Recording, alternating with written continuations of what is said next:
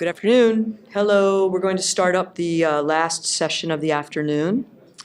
And we've actually got a very nice panel put together on health data. Ayez Hyder has put this panel together with Bernice from Indiana. And this is actually a new area that we were able to mobilize. Ayez wasn't able to be here, but he'll be engaged with this group going forward. So welcome. This is our last session of the day. We'll stop at about 5-ish. I will do a very brief wrap-up and just tell you quickly at the end where we'll be for the poster session this evening. I know that you're all incredibly envious for us to be the last panel of the day because you'd all like to be in this position, right? So, but we're pretty excited about this because we're going to be talking about, we're going to be talking about humans. We're going to be talking about data science for public health. And in particular today, we're going to be talking about 3 projects. So we're going to be talking about 3 projects that are in various stages of development, and I think they're very exciting. And as Melissa says, this panel was organized by Ayez Hyder from Ohio State University. He's at home waiting any moment for the delivery of his first child, and so we did suggest that maybe he wanted to stay home and not come to Chicago. He had 3 objectives for this panel. The first one was to inform the Midwest Big Data Hub about some of the opportunities in public health research. To learn about the second thing, to learn about the tools and methods that are being used to organize the big data for public health research. And also, finally, to learn about the opportunities to get involved, contribute skills, tool sets, resources, and see if these are kinds of things that you might be interested in it, and talk to one of our researchers. So we're just going to get started, and our first panelist today is Caterina Scoglio from Kansas State University. She is an engineer by training. She is at the Nanotech Innovation Center at Kansas State. She works with nanoparticles, which I don't understand, but I do understand that she is involved in very important work on modeling epidemic spreading using a complex network approach. Caterina? Thank you, Bernice. Actually, I was at that center only for my sabbatical a few years ago. Now I'm back in my department, electrical and computer engineering, and I am part of the network science and engineering group. So it's okay. So the title of my presentation is Sharing Computational Models of Contagion for Health Applications. So this is the title of a proposal we submitted last February for the Spoke call. And I would like to go through these ideas behind this proposal and also collect from you ideas on how to resubmit, because the proposal was declined. So we need to think about a better plan. Okay, so this was a proposal concerning, in general, contagion processes. So not only infectious diseases like the flu and Ebola and so on, but also social and behavioral phenomena and health and illness behavior. So try to think about how many models exist in the reality for these processes, and try to see if those models are the same, can be substituted, or instead they are different, so they need to be integrated into a single kind of tool, platform. So obviously we are presenting this proposal from the network science spoke, and so it is a set of models that are based on network science, because network science and data science have shown to be appropriate for this type of models. So we know that there are gaps in these models because there are very good models existing. Their capability of prediction is somehow limited in some cases, but they still are very different. So they work at different level of resolutions, and they vary in the type and type of input, output data, and the format. So we saw there an important gap. So there are differences. So we wanted to try to find a communication path among these models. So we selected 3 of these models, Glimwitz, Episyndemics, GEM-SIBS.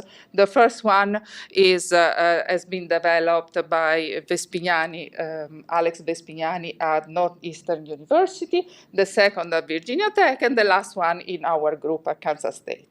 So the goal was, the challenge for this proposal was to try to reconciling the scales of these models that are different and the data format while keeping a flexible and easy use. So just to give an overview, a quick overview of this model for Glimwitz, it is a well-known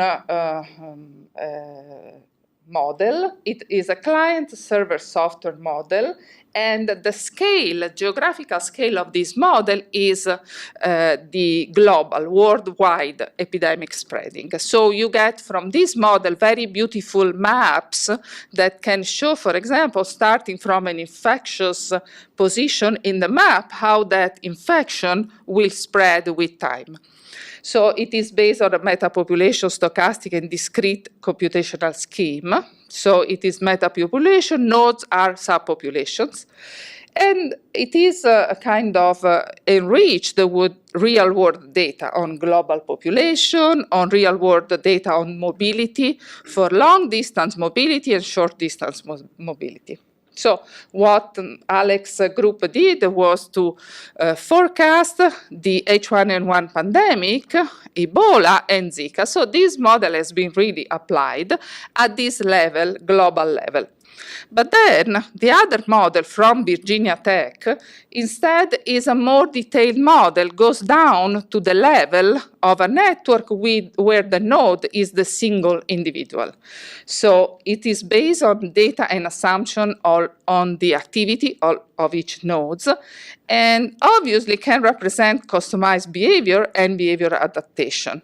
So this is a completely different scale. So one idea that Alex had, for example, was to try to interface these two models.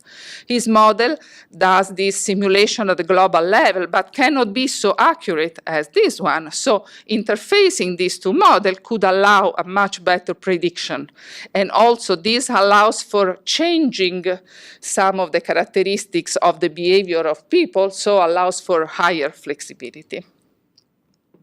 And then our model is something in between, because we still have individuals that are nodes. So nodes are single individuals, but we don't need to describe them through all the activity as in the agent-based simulation. We just can give a very simple characterization through, for example, the interconnections and some other features. So our model is still based on network topologies, stochastic continuous time, and can simulate. One thing that is unique of our model is that can simulate multiple layers. So we can assume that the interaction among nodes doesn't happen only through one layer, for example, the physical layer, but can happen also through another layer of, for example, information exchange, which is not physical. So multi-layer interconnection.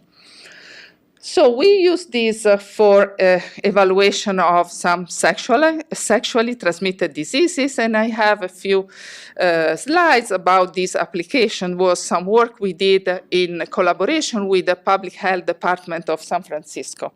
So what we did was to help them with the high increase in the number of people infected with syphilis in their department.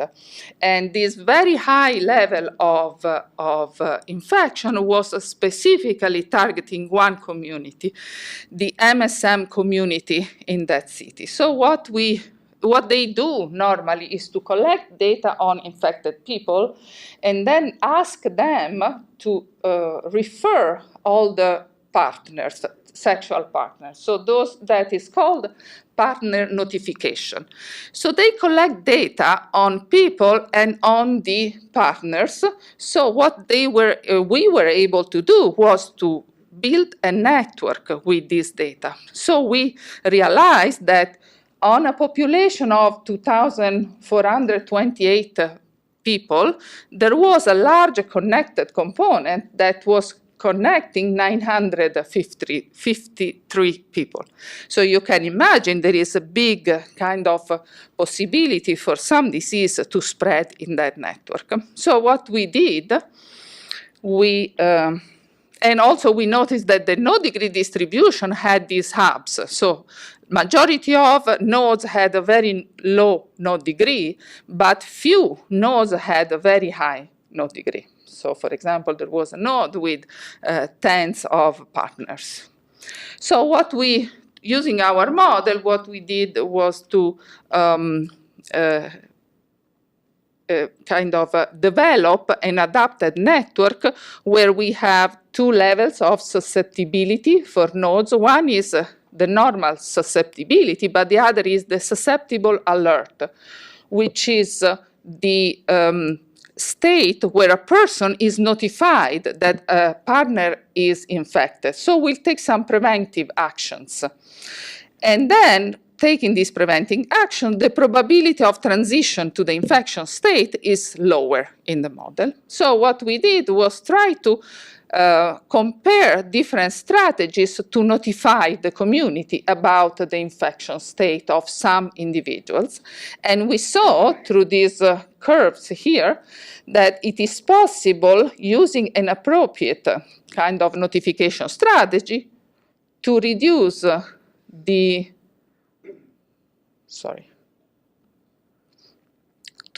the number of infected individuals from the level here above, which was more than 100, to around 50 infected individual in the steady state of this infection. So somehow we were able, with this model, to test the different notifications for the community and to find one that mostly reduced the number of infections. We used also this model to test the effectiveness of contact tracing in the Ebola introduction in the United States.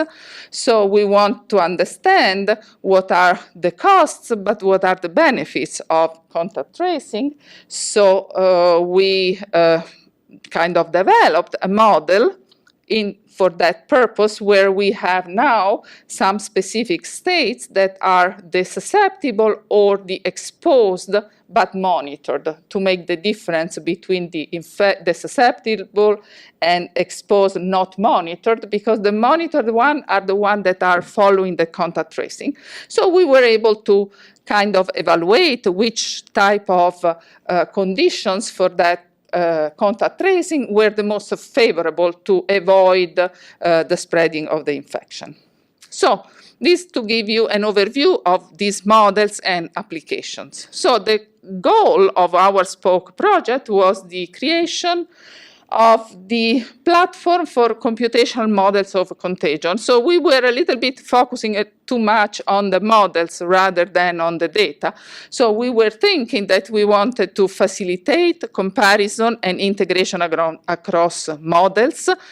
And the way we planned to do this was through some APIs that were kind of standardized data formats and APIs, so that models could somehow communicate, and then allowing the use of common data and algorithms across models, facilitating the use of this platform from people of health state departments, and additionally hoping to address practical needs at the Midwest regional level. So these were the goals of the proposal.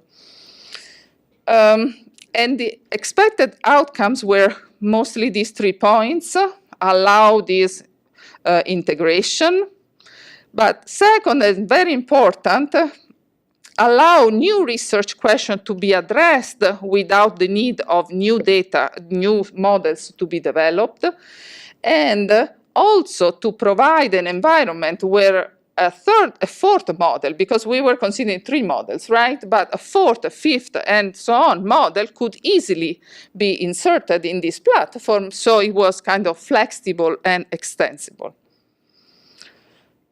So this is the list of the people involved, and Bernice Alessandro, Brian Lewis from Virginia Tech, the group of Stephen Eubank, and from our university, Dan Andreessen and Faryad, and Ayaz also is part of this team. We also had an advisory board with Patricia Mabry and other advisory board that are people that have developed models that were selected to help us go in the right direction. And we were able also to contact 3 public health departments, and were the Marion County Public Health Department, the Columbus Public Health Department, and the Kansas Department of Health and Environment. So the first submission was declined, and these were the main points that were kind of pointed out. We were missing a clear connection to big data. Actually, we wrote that we were trying to get some data from these public health departments as the first step of our kind of proposal, but we didn't have the data right now, so we don't have it. So that was considered a big missing. We missed a wider community involvement. There was a community involvement, but probably we needed to involve more people from this community and kind of engage with a larger group.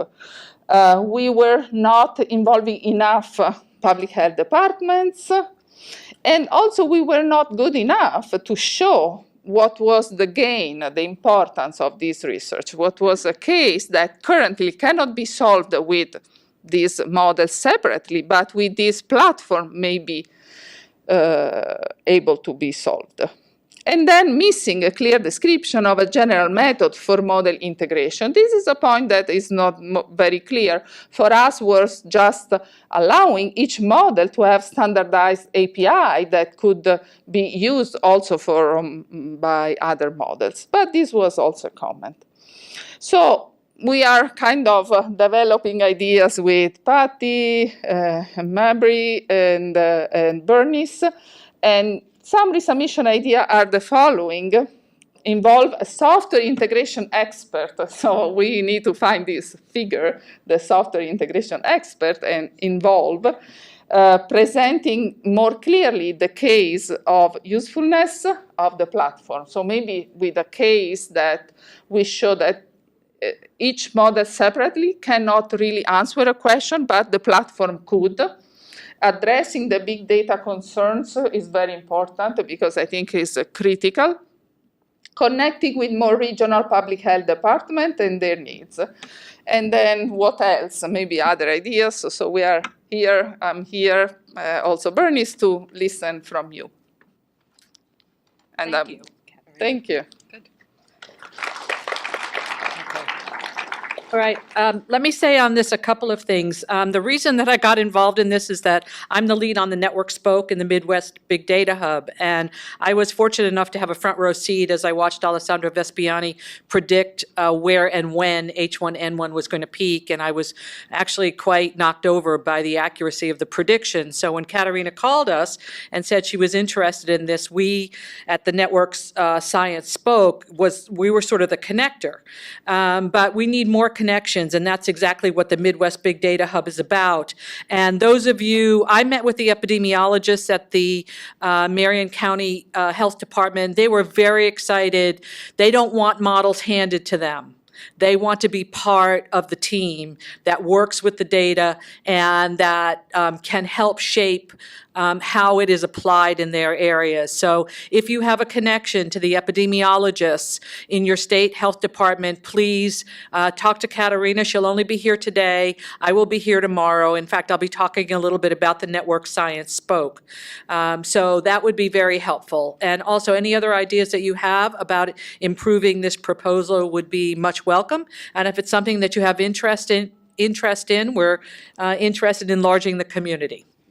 Okay, so our second presentation is by Heather Rouse and Cass Dorius from Iowa from Iowa State University, and they're going to be talking about issues having to do with child and family health. They are both in the Human Development and Family Studies Department at Iowa State. Heather works on issues of early risk and protective factors in child health and educational well-being. And Cass focuses on the real-world implications of changing family structure, something that we know that is very important in contemporary society. So with this project, they're bringing together their expertise to tell us more about how big data and big data tools would be helpful in improving the health of children in our society. So Heather's going to be presenting. Cass will be here to answer questions as well. Thank you for the introduction. I'm very excited that Dr. Dorius and I can be here today to share with you in our mini minutes a little bit of what we've been doing in the state of Iowa. We were recently given a small early career seed grant from the Midwest Data Hub to build a partnership in the state of Iowa that uses integrated data from public health, Department of Human Services, and public education to look at how we can inform and improve healthy family outcomes for children and families in the state. Now, as I said, this was a very recent development. We've been just started working on the partnership with this. So what I wanted to do in our mini minutes today was to back up and talk a little bit about the model by which we're operating, how we understand the importance of families and our role in working together with government and with data to make that happen for our state.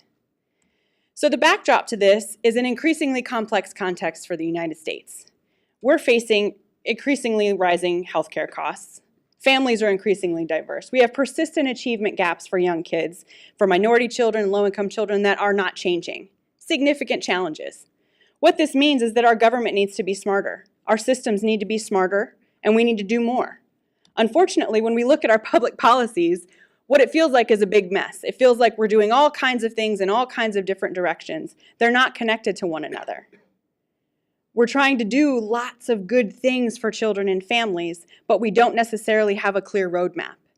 And if you talk with department agencies, you talk with department leaders and program managers, what they feel like is that they're being asked to do so many things. It's this complex machine. They're being asked to do all kinds of stuff. Move this widget there, do this thing, give this thing, provide this service, meet this mandate. Do more, do it faster, do it better, do it in less money. Go, go, go, right? It's exhausting. It's very difficult.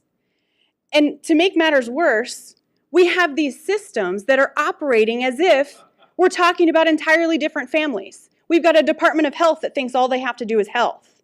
We have a Department of Human Services that thinks all they have to do, because that's all they're charged to do and that's all they have money to do, is to deal with child maltreatment. We have a public education system that all they do is education, and all they're allowed to do and all they have time to do is reading and writing. And maybe math.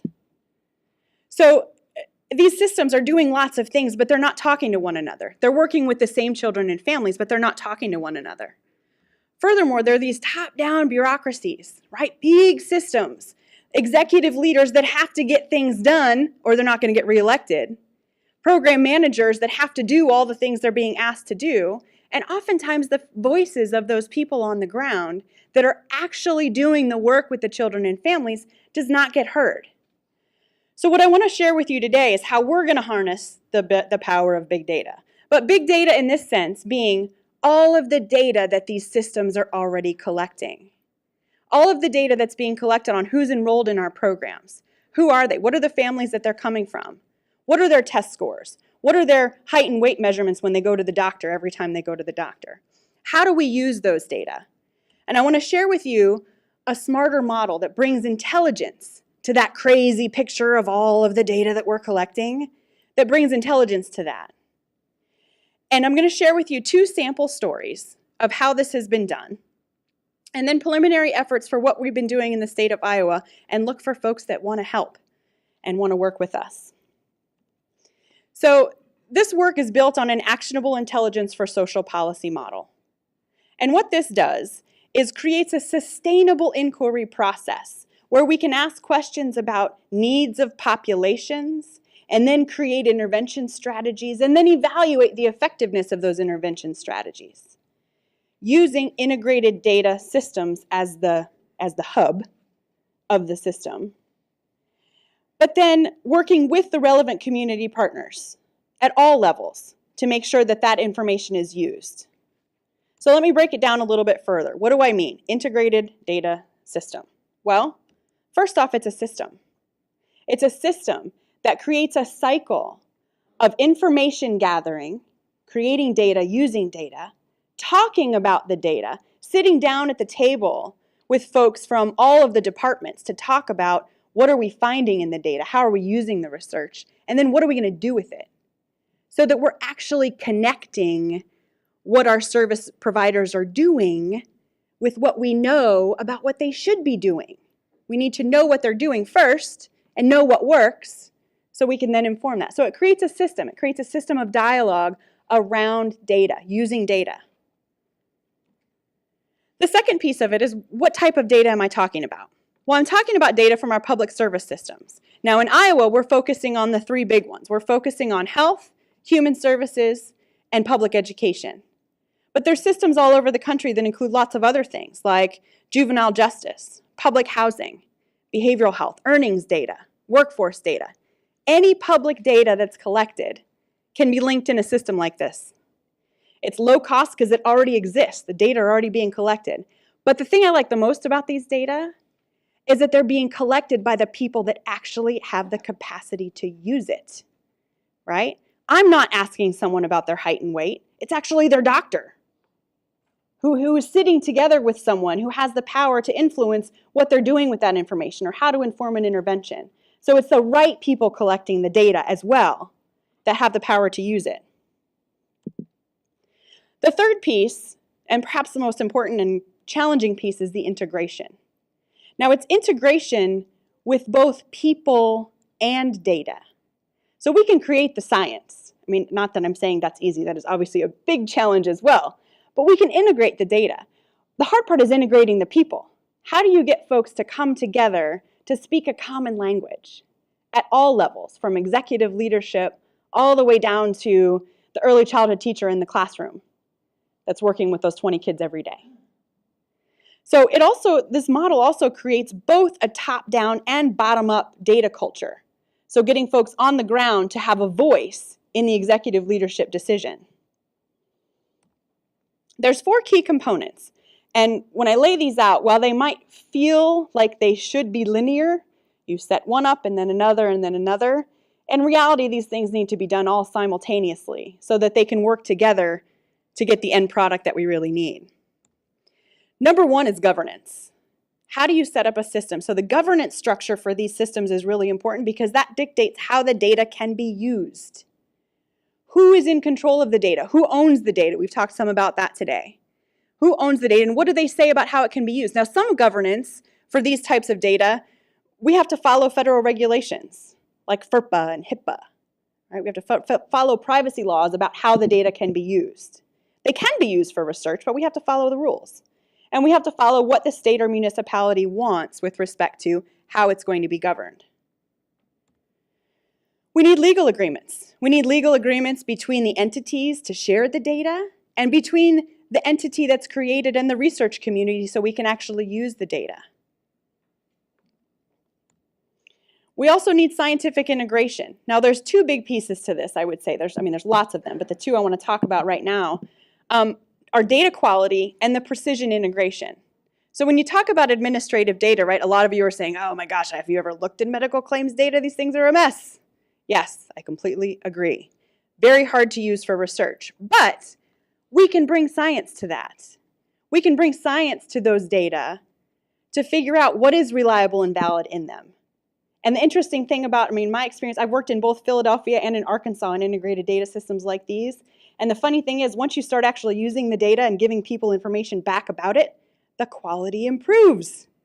They want their data to be used more, so they improve the quality. All of a sudden, missing data isn't a problem with a certain element that used to be because they realize they want it used. And there's also the precision integration. All the systems have different sets of identifiers that make it challenging to integrate. And the 4th piece is sustainability. Having a plan for how a system like this can sustain both politically and economically.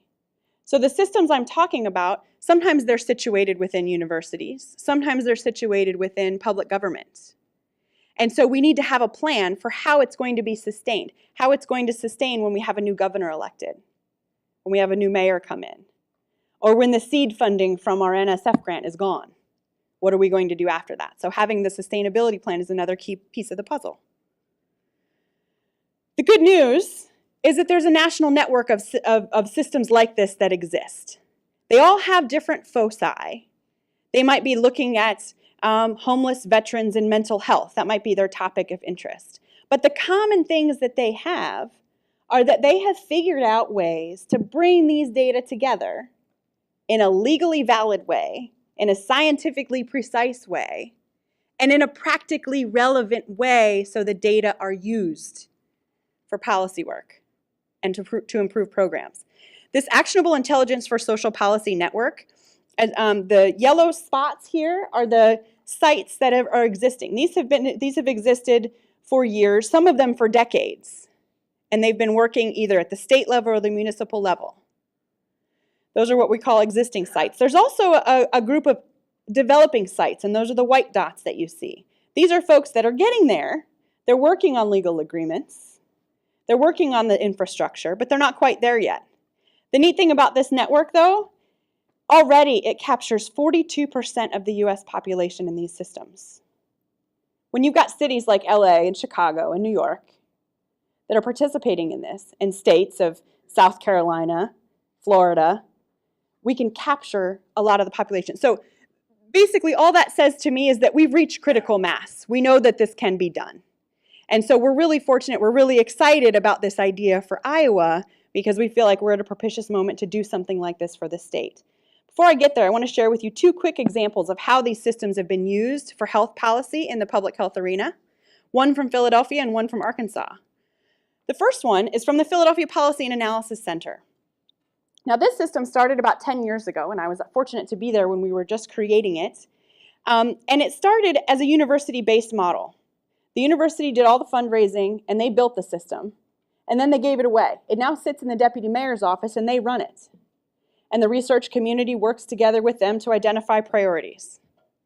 One of the first studies we did was looking at lead in the context of all the other risk factors that we could gather from public service systems. We looked at homelessness, we looked at child maltreatment, low maternal education, biological birth risks like low birth weight. And we were able to document the high prevalence. Over 10% of the kids in the school readiness cohort had high lead levels. And then we were able to show the unique impact of that on kindergarten readiness. Now, from a general perspective, we know lead is bad for kids. But to be able to show this with the data, with our Philadelphia partners, to say, but these are your kids. What that translated to were statewide mandates for testing. All kids in Pennsylvania now are tested by the time they're 2 for lead. They also invested public dollars towards remediation. And the reduction from 10% to less than 2% in under a decade is what they found when they replicated the school readiness study 10 years later. In Arkansas, I was involved in some efforts with the governor when we were deciding what we were going to do with the Affordable Care Act. The great debate, right? To expand or not to expand? That is the question. Do we take federal dollars and expand Medicaid? Well, we had to figure out how to do that if we wanted to do that. We used integrated data in the state of Arkansas to decide how we were going to do that. We have a legislatively mandated group in the state that collects all kinds of health data, whether it's federal hospital discharge data, vital statistics records, medical claims data, Medicaid data, Medicare data, even some state police data. What we were able to do was to take that, document where folks were who were currently uninsured in the state, and did predictive analytics to look at, well, what would it cost? Since we're not insuring them now, what is that costing the state? What's it going to cost us to provide the insurance for them through a Medicaid expansion, and then weigh that? And because these data were all tied to geography, we could work with legislators within the different constituencies to say, these are your people. Here's what's going to happen in your area if you expand or you don't expand. Here's how many people it's going to affect. And the state decided to expand Medicaid, and they passed it with a private option. I'm not going to go into details on that, but the important piece of it is that because there was so much energy behind it, they were able to enroll over 200,000 newly insured adults in the first 3 months of the program.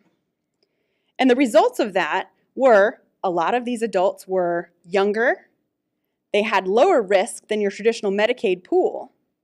So what ended up happening was we actually lowered rates. The premium rates across the board were lowered because the risk pool was lower. We also increased carrier competition. Other insurance companies wanted to come into the state because they knew we were expanding and they knew there were that many more people that they could join. So areas that maybe had competition among 2 providers quickly went to 5. What did that do? That lowered premium rates for everyone. We also saw significant decreases in uncompensated hospital care. So hospitals were seeing that now that they could get their care compensated, they could provide more services.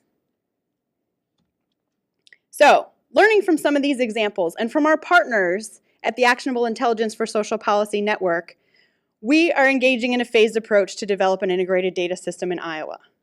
We're starting with partnership, we're planning what we're going to work on, and we're identifying some pilot projects that are low cost, quick value, where we can show how to use these integrated data. With our partnership approach, it's national, it's state, working with our Department of Health, our Department of Human Services, our Department of Education, and it's local. We're working with the folks on the ground at the programs. And we're also bringing together a key university-public partnership. So as university researchers, I mean, yes, Dr. Dorius and I have our own research interests of things that we want to study, but for this work, we knew it was important for us to go in without our own research agenda and say, what do you need? What is it that you need us to answer? And we would like to do it through a process that we believe in, rather than focusing specifically on our own research agenda. We're now moving into the next phase, which is plan. And that's collecting all the information we can about what do we already have. We sort of started hitting our heads against the wall when we realized just looking at legal agreements alone within the Department of Public Health, we stopped counting at 30. And that's just for them to share data among themselves. They have to have legal agreements within the bureaus, within the Department of Public Health to share data. But we need to know what we already have so we can know what we can build on. And we need to consult established examples. So working through this AISP network, identifying other sites that maybe look like a site that we want to be like.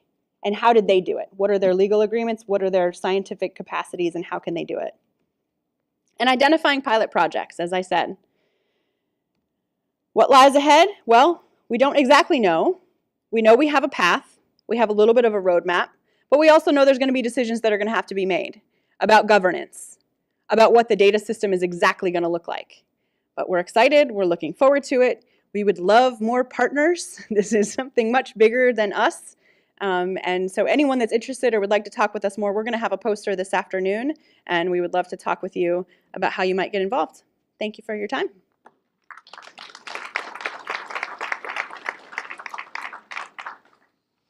Thank you, Heather. I think one of the most exciting things about the Midwest Big Data Hub is the combination of the experienced scientists with, are you still both junior faculty?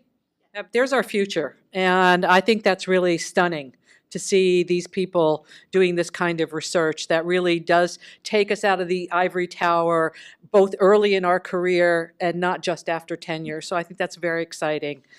Okay, so now we're actually going to her home for our last proposal, our last presentation. Jamie McGowan is going to present on one of the efforts that the Big Ten Academic Alliance is doing with big data. So this is her house that we're in. She is the Assistant Director of Global Collaborations of the Big Ten Academic Alliance. And they have a number of projects, but today she's going to be talking about health equity. Thanks so much. And thanks for the opportunity to present. I should say that I come to this as more of an administrative person with our Health Equity Initiative. And so you'll know very clearly when I'm talking about the data side of things that I don't know that much about it, but I'm here to get your feedback, just like my colleagues on this panel, on considerations that I might take back to our working group. So just briefly, the Health Equity Initiative is a partnership between the 14 member institutions of the Big Ten Academic Alliance. We're formerly known as the CIC, or the Committee on Institutional Cooperation. And we're working with our respective state health departments, of which there are 11, to collaborate to bolster health equity. And in doing that, essentially, we're interested in understanding and addressing the social determinants of health. The Health Equity Initiative is poised to improve the health outcomes of the vulnerable infants and children living within the 11-state region of the Big Ten. Briefly about that Big Ten footprint, there are over 3 million vulnerable infants and children living within our 11 states.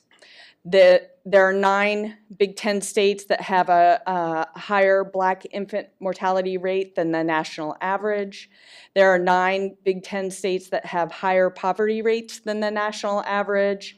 And there are 21 of the top 30 most segregated metro areas in the U.S. that lie within the Big Ten region. And these are some of the motivating factors that brought the State Commissioner of Health in Minnesota to begin a dialogue and a conversation with the Big Ten Academic Alliance. He saw this overlap between our region and our footprint with these incredible disparities, and felt that bringing together the state health departments with their universities, we could really leverage some opportunities and create some real differences for the lives of these vulnerable infants and children. So specifically speaking to the opportunities that the Big Ten brings to this, the universities in the Big Ten have raised over $112 million from NIH and other funders, well, specifically NIH, excuse me, for health disparities research over the last 10 years. We have over 1,000 faculty members in public health at our institutions, and there are 14 NIH or foundation-funded centers or research and action centers focused on health equity within the Big Ten. So our institutions bring a lot of opportunity and certainly capacity for addressing health equity. I've been talking about health equity and the social determinants of health, and essentially, for context, we're approaching this from the perspective that social and economic factors create health in many senses of the word. They are 40% of the determinants of health, according to this diagram, and more so than clinical care or one's access to health or one's genes and biology. It is the social conditions in which you live, the economic factors that impact your life that determine your health outcomes. And what is necessary for health is peace, shelter, education, food, income, stable ecosystems, and so on. We're also using the WHO Social Determinants of Health conceptual framework to guide our study, and so this is just a model of that framework, and you can get a sense based on these different categories of the social and economic and political contexts that inform one's health outcomes, where our different data streams may ultimately come from.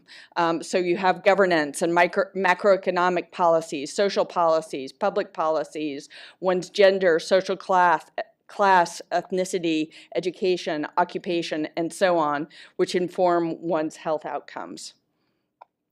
So just to give you a little bit more information about the project, our goals for our planning year were to identify a well-defined research and policy agenda, to convene a multi-state high-level summit involving all of our institutions, to identify a strategy for deploying a data repository on health equity, and then to submit a large-scale interinstitutional grant.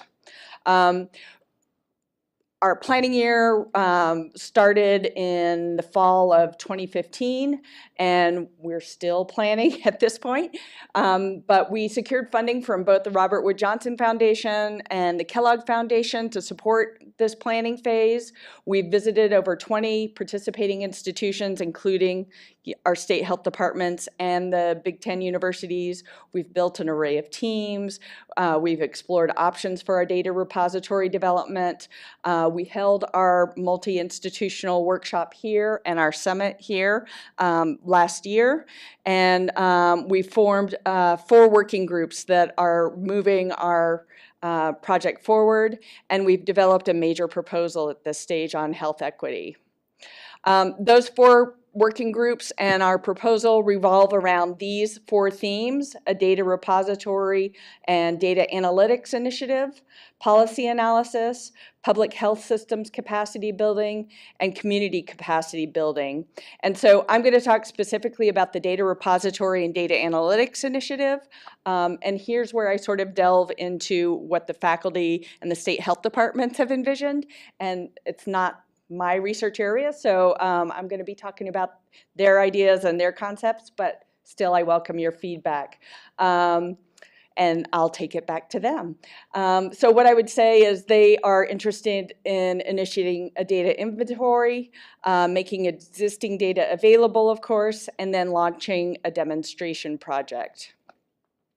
So in their proposal, they talked a lot about the importance of data and that it would help identify the priority populations and areas in which to work, that it's fundamental to enabling an inclusive planning process that involves community members, that it facilitates the monitoring and improving of progress through the production and use of different rankings, and that making data available to evaluate both national and state policies and the impact on local communities was essential, and data informs that.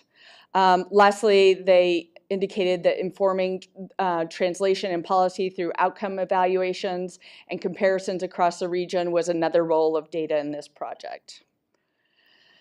They had several guiding principles that they identified, and these include investing in mechanisms to facilitate collaboration and data use across our 25 partners, promoting cooperative agreements across states and agencies, facilitating true two-way collaborations between both agency experts and academic researchers to inform the public health practice, then developing a combined harmonized data and contextual data beginning with low-hanging fruit.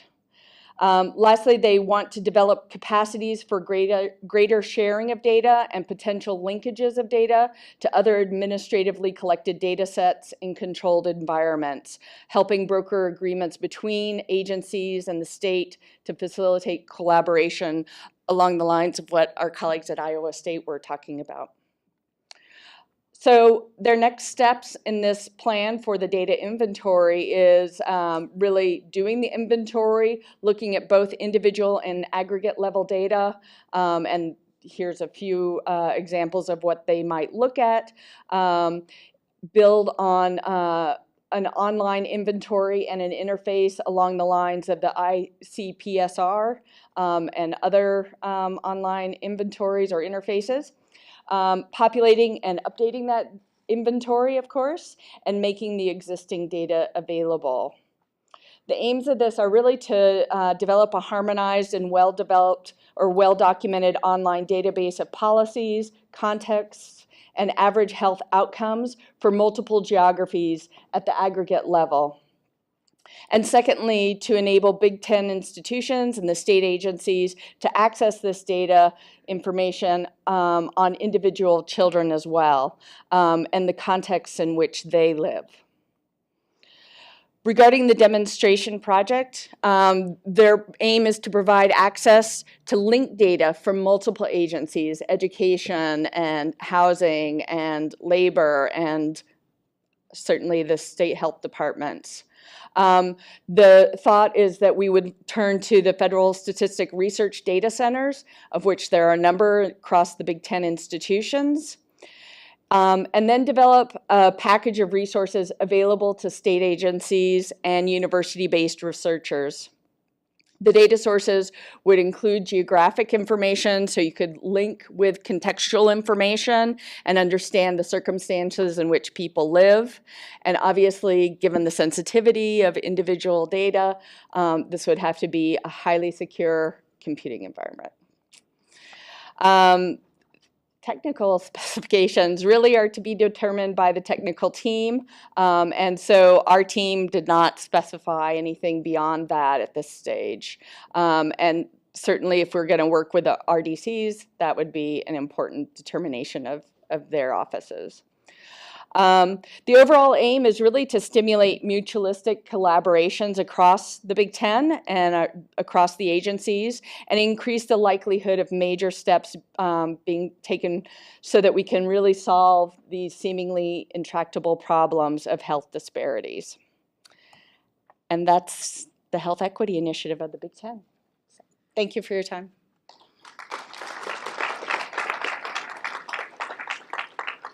Thank you, Jamie. That was really great. So I think we're open to questions, and I'll just be here to pass the microphone to the appropriate person. So one of the models with the Actionable Intelligence for Social Policy Network that they've identified is what's called a federated data system. And so, which is something that we haven't gotten down to that level of the weeds yet with our partners. But what that system does is the data never actually leave the system that owns them.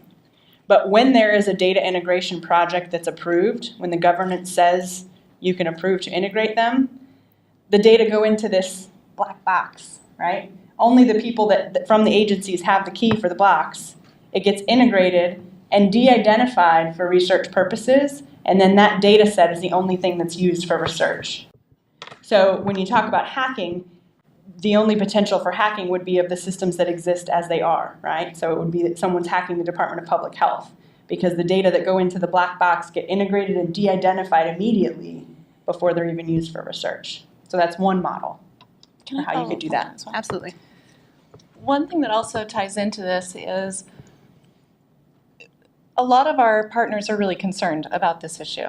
And so that was the foremost thing that we've had to talk about every time, is once we start dealing with data and it's about individuals and it's about their health and it's about if they've been in foster care, if they've been abused, can we actually hold a data set like this? And so one of the things that other people have done that we're looking forward to doing is you actually, when you integrate all the data and it's housed in one area, and that's determined based on your governance structure, and there's a lot of different models about who will do the integration and who holds it. But once that's determined, they brought in, from the different data sets, they'll create a list of indicators. So if the child has been abused, for example, you'll get a certain score. And if the child's comes up in another area, they'll get a certain score. And so then there's a risk score that's given to each individual in the data file, and that risk score is shared backwards to the program officers. So when they get a call, for example, when DHS gets a call and says, we think there might be a case of child maltreatment here, then they won't be able to look and see all of the data from all of the different siloed institutions. But what they will have is a risk score that has been created across the different agencies. And they can use that to determine whether they should actually investigate further. So that's one of the ways that with limited resources, other municipalities have used this to more effectively reach vulnerable populations without sharing data. Other questions?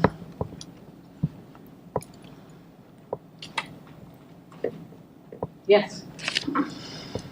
So this may not be applicable in your scenario, but a general problem with any scoring model is scoring models are imperfect, and depending on those imperfections, there can be biases that are systemic, and that can be prejudicial to certain kinds of groups. And for some things, it's just part of the error, and for some things it's actually a very serious thing. So I was wondering if you could speak to that. Well, first, my PhD is in sociology and demography, so I agree, like structural inequalities are real and they're things that we need to consider. definitely think that's an underlying problem in a lot of these issues.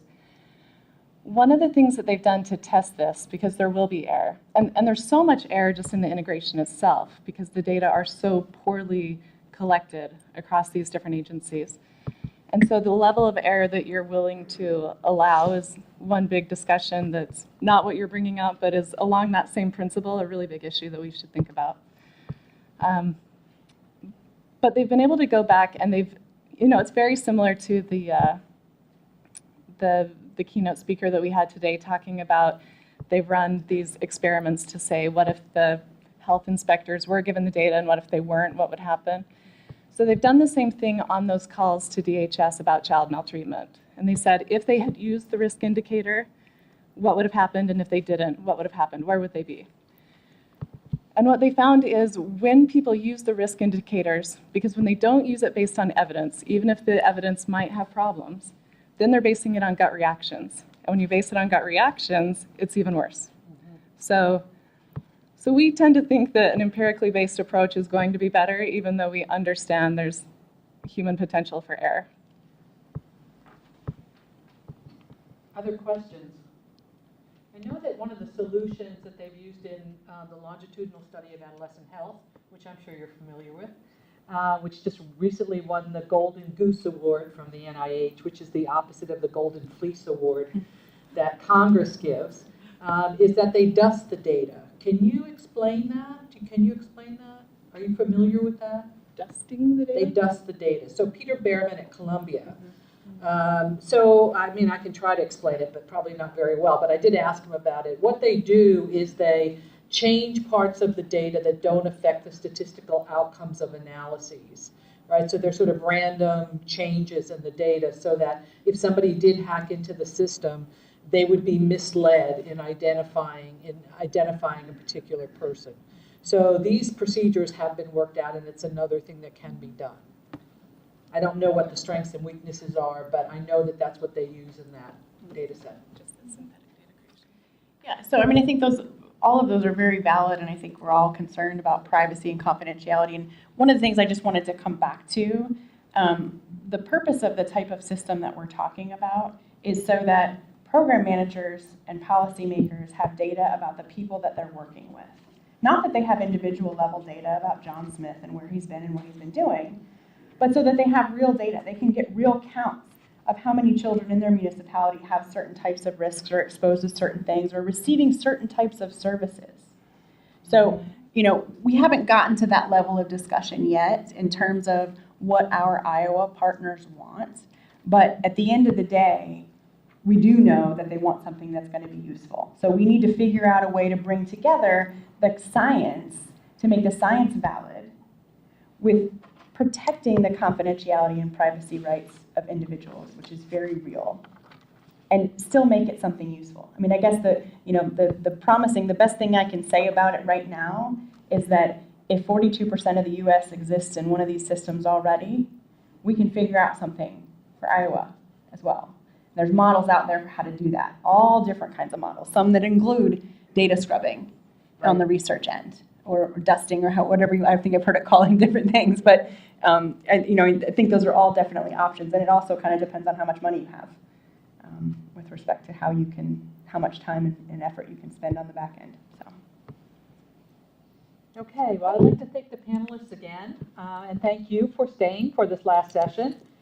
There is a poster session which follows. It's at the Loft Hotel in the Continental Ballroom. Okay, thank you.